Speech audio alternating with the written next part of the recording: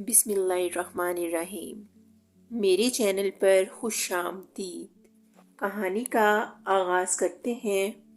वो एक लकड़हारा था। सारी उम्र इसने जंगलों में जाकर लकड़ियां काट कर इन्हें बेचा था और अपनी इस मेहनत से जंगल से कुछ दूर एक छोटा सा मकान बना लिया था, जिसमें वो, इसकी बीवी और जवान बेटा रहता था। बीवी का नाम नादी था और बेटे का शरफू। तीनों आराम और सुकून से जिंदगी बसर कर रहे थे। काम सिर्फ लकड़हारा करता था। बीवी और बेटा कोई ऐसा काम न करते जिसमें आमदनी में इजाफा होता।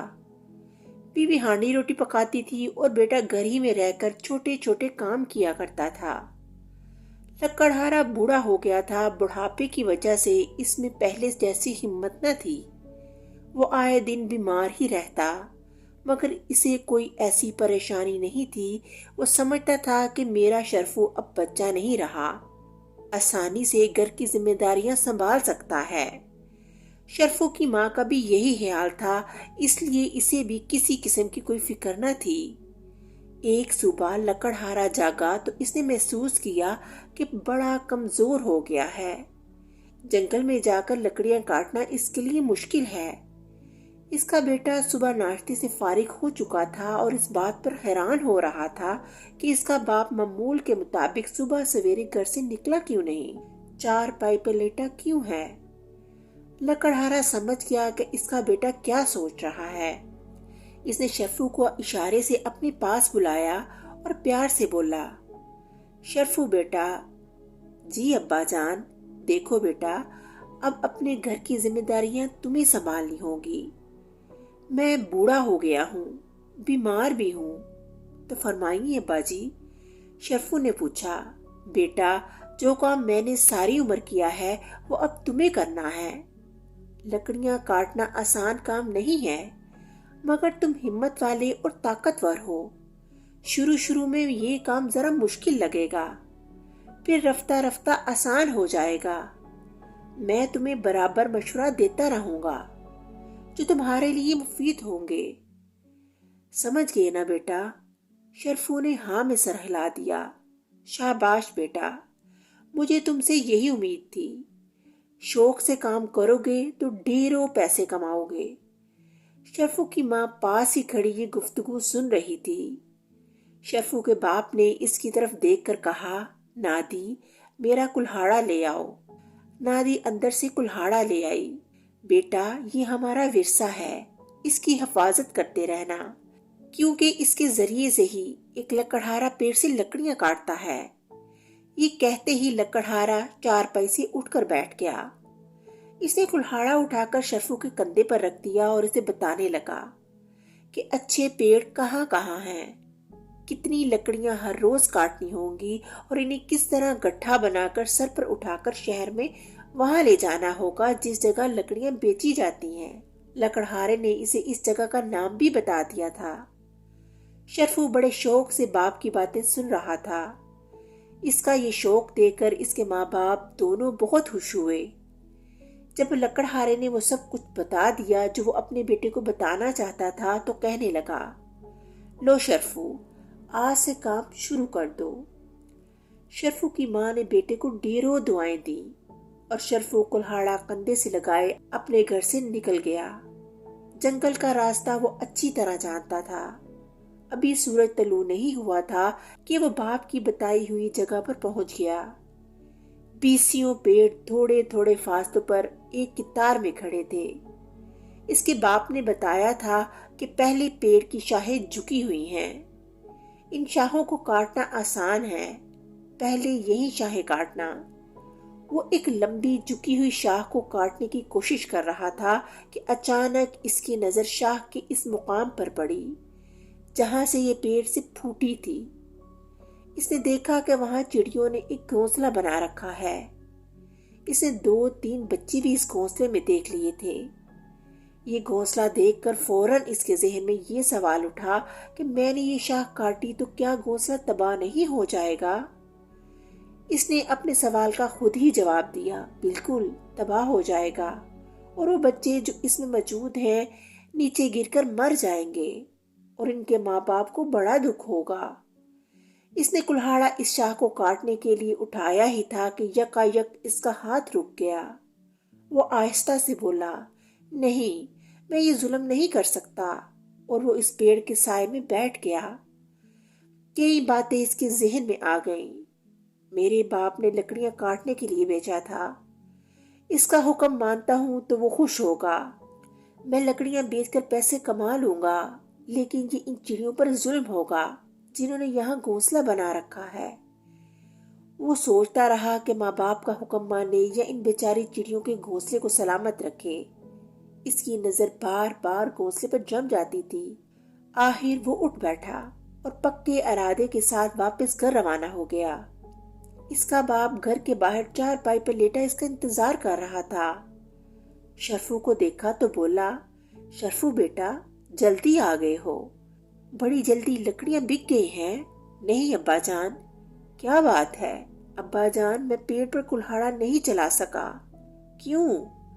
लकड़हारा हैरान होकर बोला।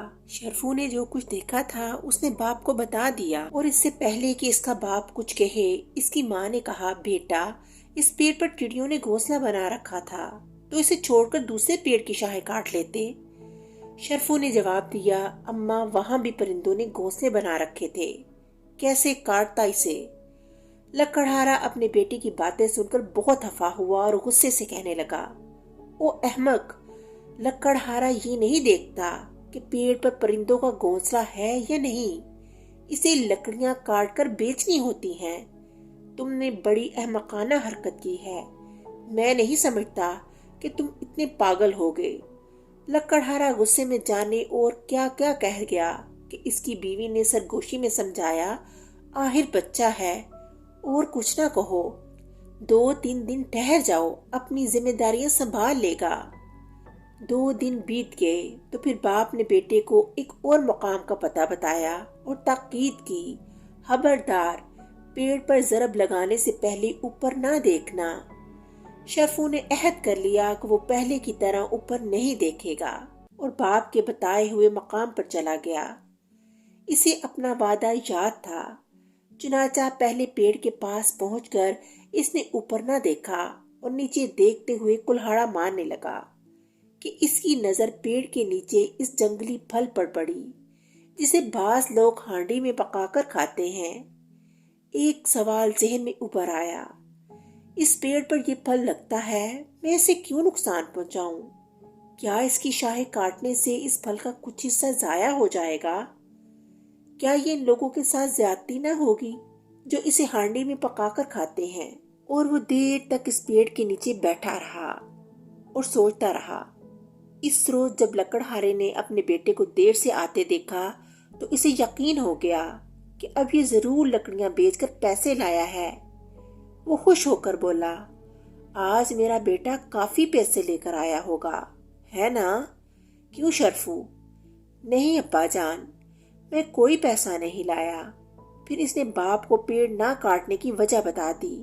बेटी की बात सुनते ही लकड़हारे के तन बदन में आग लग गई। तू कुछ नहीं कर सकेगा, तुझे लकड़ियां काट कर बेचने के लिए बेचा था, पेड़ का फल देखने के लिए नहीं। मैं क्या करता अब्बा जान, आप जानते नहीं, लोग इस फल को पका कर खाते हैं।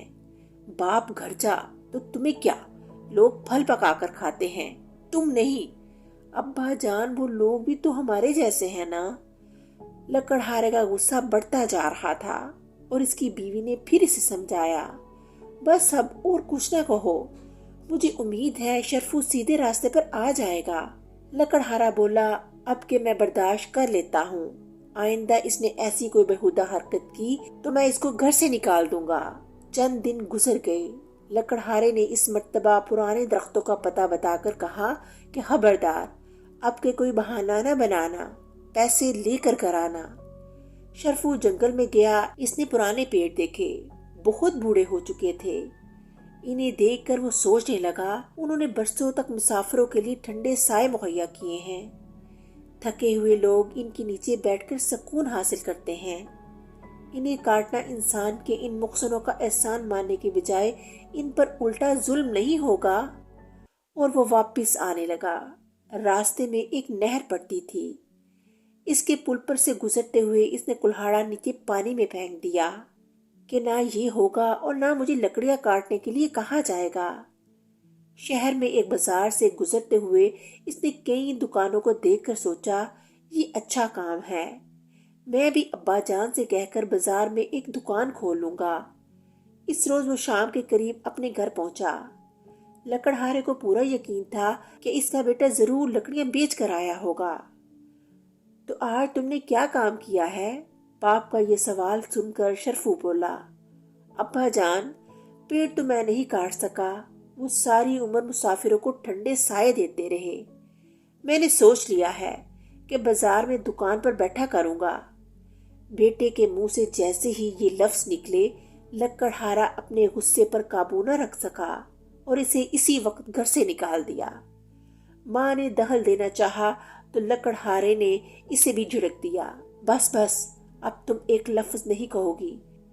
شرفو گھر سے نکل کر چلنے لگا۔ اس کا کوئی ٹھکانہ تو تھا نہیں، کہاں جا سکتا تھا؟ چلتا گیا، یہاں تک کہ اس قدر تھک گیا کہ اس کے لیے ایک قدم اٹھانا بھی دوبر ہو گیا۔ قریب ہی ایک بڑی شاندار حویلی تھی۔ وہ اس کے دروازے پر گر پڑا اور بے ہوش ہو گیا۔ ادھر لکڑہارا اور اس کی بیوی اپنے بیٹے کی جدائی میں تڑپ رہے تھے۔ لکڑہارا بری طرح پچھتا رہا تھا کہ اس نے بیٹے کو گھر سے کیوں نکال دیا۔ ایک دن دونوں بیٹے کی یاد میں رو رہے تھے کہ ان کے مکان کے آگے ایک بگی رکی۔ اس میں سے ایک شخص اترا اور لکڑہارے کے دروازے پر دستک دینے لگا۔ کیوں جناب، کیا بات ہے؟ لکڑہارے نے دروازہ کھول کر اس آدمی سے پوچھا۔ آپ کو اور آپ کی بیوی کو نادر ہاں نے بلایا ہے۔ نادر ہاں کون؟ لکڑہارے نے یہ نام پہلی بار سنا تھا۔ آپ نے نادر ہاں کا نام نہیں سنا؟ جی نہیں، وہ بڑے آدمی ہیں، سب ان کی عزت کرتے ہیں، مہربانی کر کے بگی میں بیٹھ جائیں۔ لکڑہارا اور اس کی بیوی بگی میں بیٹھ کے بگی انہیں ایک بڑے خوبصورت اور شاندار باغ میں لے آئی۔ وہ باغ کو دیکھ کر حیران ہو رہے تھے کہ ایک طرف سے آواز آئی، ابا جان، اماں۔ ارے شرفو! لکڑہارا اور اس کی بیوی اپنے بیٹے کو دیکھ کر حیران ہو گئے۔ شرفو نے اعلیٰ قسم کا لباس پہن رکھا تھا اور بہت خوش لگتا تھا۔ تم یہاں کہاں؟ شرفو کی ماں نے پوچھا۔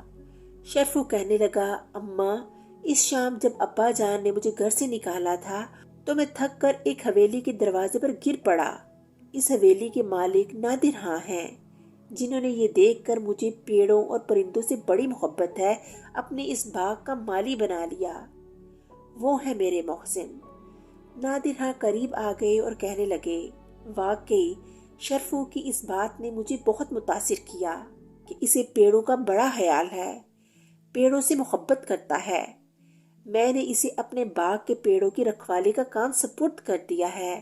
وہ یہاں نئے نئے پیڑ لگائے گا اور ان کی حفاظت کرے گا۔ اس نے پیڑوں سے محبت کی ہے اور پیڑوں نے اس محبت کا یہ بدلہ دیا ہے۔ شرفو کے اصرار پر اس کے ماں باپ بھی وہی رہنے لگے اور خوشی خوشی زندگی بسر کرنے لگے۔ اس طرح کہانی کا اختتام ہو گیا۔ اگلی کہانی کے ساتھ پھر ملیں گے، تب تک کے لیے اللہ حافظ۔